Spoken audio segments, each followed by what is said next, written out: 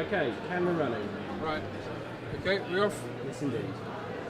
No surprises that at an exhibition like this, there's any number of firms offering services for the internet and websites and things like that. After all, it would be hard to move anywhere these days without coming across a firm like that. Now, Richard Tack here is the sales manager for a company called Realnet. Tell me what Realnet does. Okay.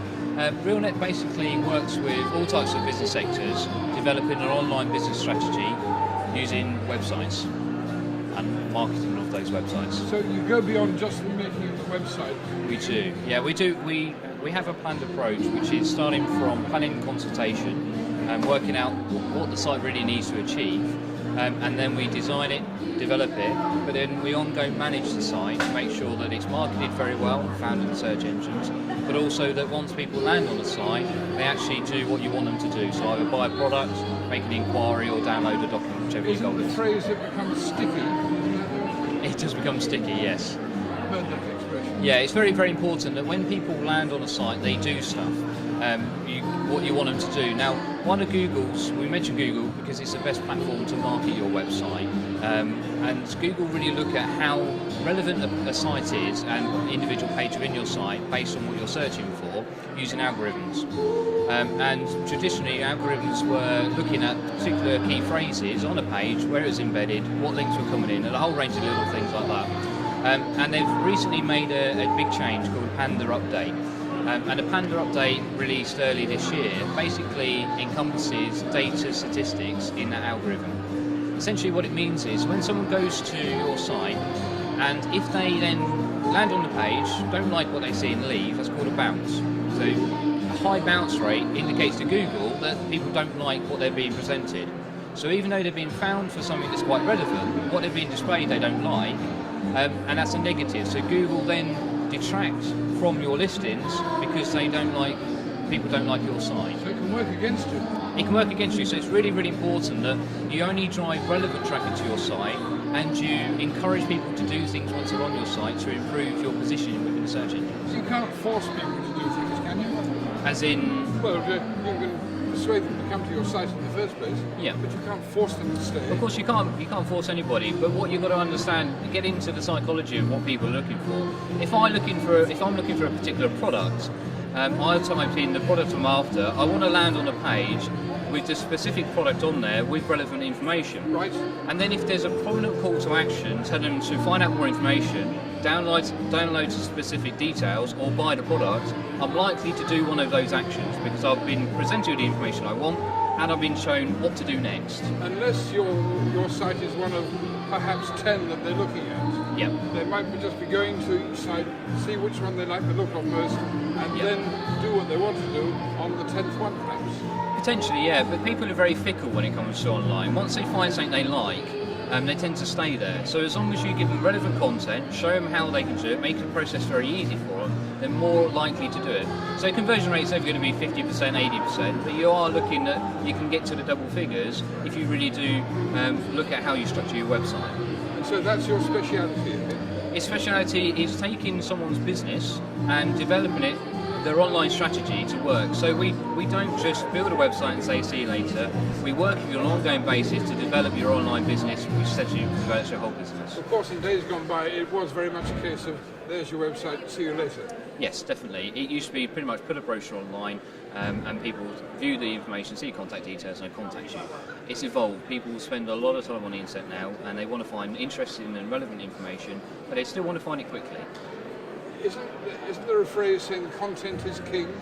Yes, content is really, really important because if you give no content to people, then you get there, they don't see any depth to it and then they don't think it's of any value to them. So content's really important. It's got to be structured very well, in very simple terms, but allow extra detail if they want more information, but don't present it all up front. Stagger it for them. It sounds to me as though customers have become very much more sophisticated in their internet searching. Definitely, that's based on a number of things. First of all, we're interacting with lots of media devices nowadays, iPads, iPhones, most people have laptops, most people have 2 or 3 computers at home. but also their everyday lives are interacting online. So they do their banking, they do their shopping, they do everything online, even they're planning their schedules for the day. One of the other important things to remember is that you probably spend the majority of your time on a handful of websites, so maybe up to 10 websites.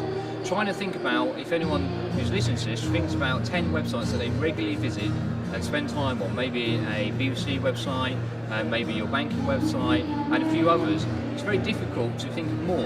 And that's relevant because what they spend a lot of time is making sure that they provide really good content, really good information, and make sure the site is pleasing and easy to use. So the standard is always being set all the time by these few sites that people spend most of their time on. It sounds like the goalposts are always being moved. Constantly. One of the most important things you can do with a website is constantly update and develop and evolve your site. That's really important anyway, because nobody's business stays static, it changes. So you've got to reflect that through your website. It may be certain seasons change, it may be the whole industry, what you're doing is change, or individual products change. You've got to reflect it on your site. Once upon a time it was enough just to have a website. Now it's not. Now it's not. Exactly. Where might it be in, say, 10 years' time, do you think? Well, social media is now quite a big media. It's a bit of a strange phrase there. But basically, social media is really starting to become every part of everybody's lives. It's a self-fulfilling prophecy, because lots of people said that this is going to be the next big thing.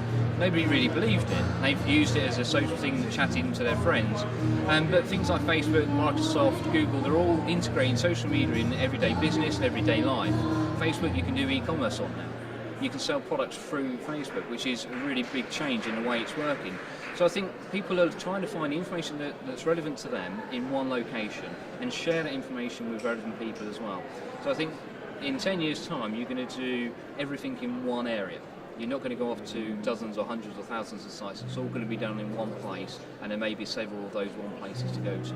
It's a wonderful world. Aren't you excited to be part of it? Very much. It's going to be very interesting. There's lots of new innovative things coming along.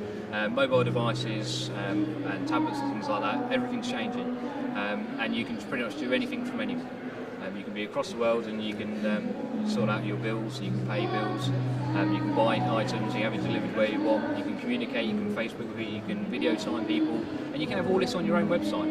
And you can integrate everything with anything. So it's the whole world's at your fingertips. My mum would never have understood it. No, but hopefully nowadays, every generation now is moving along, and they're really getting to grips with using it. My granddad, he's 80, I can't remember his exact age, that's really bad, but he's in his 80s, and he has a laptop now that he's had for 3 years, and he's got Wolverhampton Wanderers website on there, and he absolutely loves it because he can explore the world without really having to go anywhere. So if my granddad can do it, I'm sure everybody else can do it.